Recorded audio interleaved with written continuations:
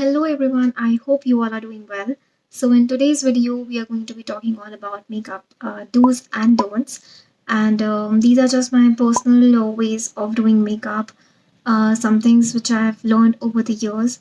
We all make mistakes, we all learn from it. And this video turned out to be quite long, so I thought of sharing it in two parts. Before starting, I just want to say that this topic is very subjective, so please take this video in a fun way, and I hope you guys enjoy this video. Starting with my skincare, I'm going to use my favorite moisturizer by Jumana, and I'm going to use it in a very less quantity and dot it up all over my face. For the application, what you need to take care is to pat the moisturizer onto your skin and gently massage it. It helps to absorb the product quickly, it gives you a nice youthful glow and also stimulates blood flow into your skin. Also, please don't forget to apply the moisturizer onto your neck. For the don't side, what you definitely don't want is to rub the moisturizer against your skin, as it might increase the chances of irritation and inflammation, especially when you have dry or sensitive skin. Also, avoid pulling the skin downwards, as it might lead to saggy skin and it also causes wrinkles. Next, I'm going to start by correcting my face, and I'm using MAC Studio Correct and Conceal palette. Now, first things first is using the correct shade of color corrector. Don't get confused by all the correctors and use what you need. I'm mixing the dark orange with the concealer to get the perfect peachy color, which works really well for light to whitish skin tones. Make sure to apply the corrector only where you have the darkness, like the inner corners of the eyes, around the mouth and around the nose area.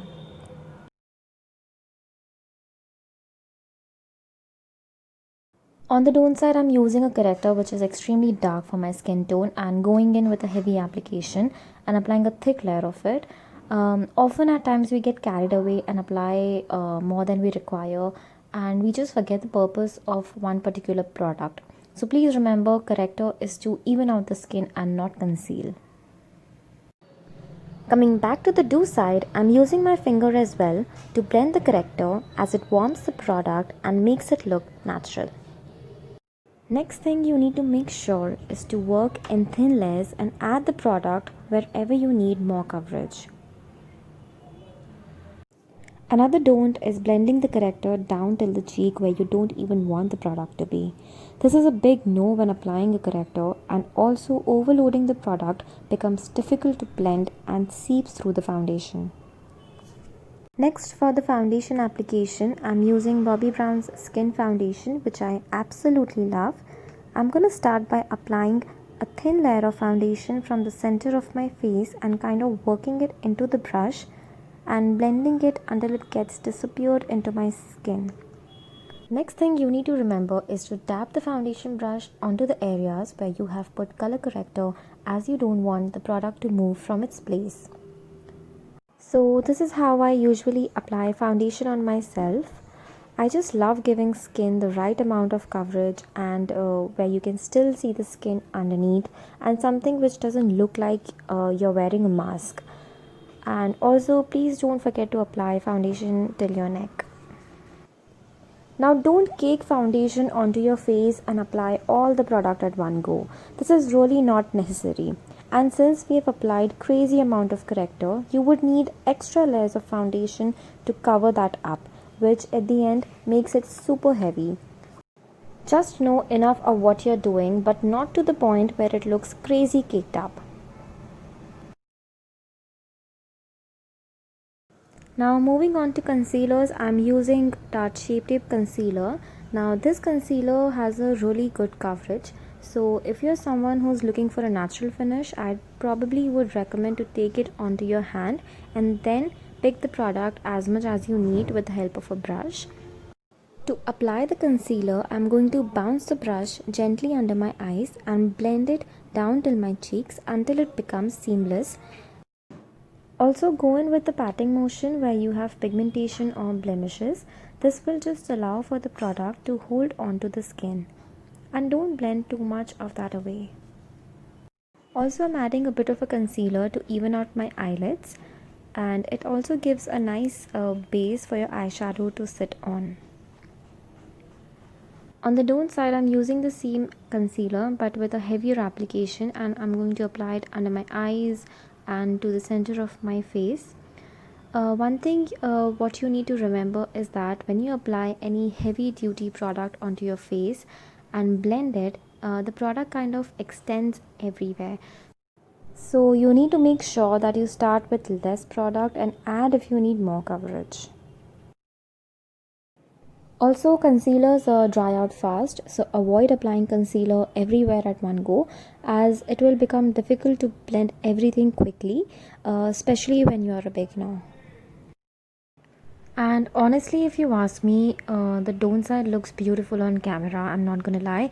But let me give you a close up. You can see how it gets very textured and it looks so cakey around the nose and the mouth area. And whereas on the do side, my skin looks pretty natural, less cakey, and you can still see the skin underneath. Also, my don't side doesn't matches with my neck, whereas the do side looks the same. And I forgot to add the lip balm in the beginning, so I'm going to prep my lips now, and we are going to leave the don't side with the extra foundation on my lips. Now it's time to set our base, and I'm going to use Laura Mercier loose powder. For me, powders doesn't work that well, like it makes my skin very dry, so I'm going to go in with very less amount and press it under my eyes and onto my T-zone where I get most oily. And for the rest of my face, I use a bronzer as a form of a setting powder to set my temples, cheekbones, jawline, and my forehead. For the don't side, I'm gonna bake traditionally. And one thing which you want to remember while baking is that you do not want to apply too much powder, because that will bring up those fine lines and it will make your under eye extremely dry. So avoid doing that. And to be honest, there's no problem in baking. Like, I do baking, but I would probably do it when I want my makeup to be long lasting, like say for 12 hours. And just remember, if certain technique works for you, then please go ahead and do it, as long as it's making you feel good about it. Next, I'm going to start with the contour. So for that, I'm going to use my angled brush, and from the palette I'm going to take light to medium shades. Like, I'm going to mix two shades. And the key to doing this effectively is to just start on the outer part of the face and buff that right into my skin to give me that beautiful shadowing and to sculpt my structure, like my cheekbone and a jawline. Also, I'm applying it on my forehead, which I never miss out to, because I have like broad forehead. Next, on the tone side, I'm going to take a deeper color, and again I'm picking a lot product at one go and gonna blend it. Actually, not blend it, I'm gonna just leave it, apply it and leave it there without fading it upwards. And that makes your contour look very muddy and like a dirt patch onto your skin, which you definitely don't want.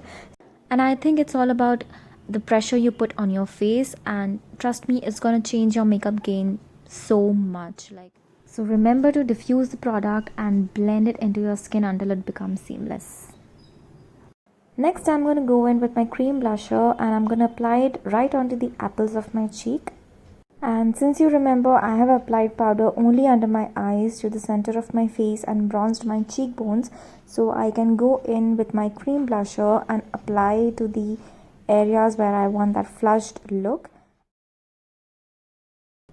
Next, on the don't side, I'm going in with the same cream blush on top of my powder. Now, this is something which you do not want to do, because this way the cream blusher will not only blend but also will make your foundation base look very patchy and at the same time flaky. It definitely won't work for, especially for dry skin, even if you opt for cream blush ons. So you need to make sure that you do not apply anything which is a cream based over a powder based product. And now I'm going to set my cream blush with the powder blush on, And if you can see, I'm gonna pat the blush right onto the apples of my cheek. This is something which is very important, especially when you're layering your skin with different products, because you don't want to move the product which is placed underneath. And on the don't side, I'm going in with the same blush and applying it all over my cheek. Especially I'm focusing on the apples of my cheek. Please don't do that, because that might make you look like a clown and it does not look pretty. It just looks too much, and might look you might end up looking like a doll. So yeah. And for the highlighter, I'm using MAC's soft and gentle highlighter. This is the one which I love and I use almost every time. Highlighter is something which reflects your skin, so you want to apply it very strategically, only where you need it. So I'm gonna apply highlighter onto the high points of my face where the light hits, like my cheekbones, not applying too much again, avoiding where I have open pores, applying it onto my cupid's bow, and just a bit onto my nose and under my brows, and yeah, that's about it. And I'm gonna avoid applying highlighter onto my forehead, because that part we have already contoured, so makes no sense to highlight and enhance it even more. So yeah. Also, highlighter is something which can either make you look beautiful, glowing, or it can just make you look like a disco ball. And as you can see on the down side, I'm applying a nice amount of highlighter right onto my cheekbones. And applying a lot of highlighter can really emphasize your skin texture where you don't want it to, and so you need to be very sure where you want to apply highlighter so that it works for you. Like here, I'm applying it onto my nose where I have a grainy texture, and you can see how it's highlighting, and it just did not look pretty, and I had to go in with a tissue and reduce the intensity. So here's the do side with the soft, simple, less cakey makeup, and the don't side with I don't have any words honestly. Yeah. Okay, so we are done with the base application. As you all can see, the intensity of the products on this side is a lot more as compared to this side. And as I said before, makeup is very subjective, so you can do whatever you want, however you want. Nobody can tell you anything, honestly. And yeah, in my next video, I'll finish this look and I'll talk about do's and don'ts of eyebrows, eyeshadow, and lip color. Till then, keep doing what you love, and let me know which side would you prefer, the do side or the don't side, because honestly, I don't mind the don't side, but not everything all together. And I'll see you guys in my next video. Thank you for watching. Bye.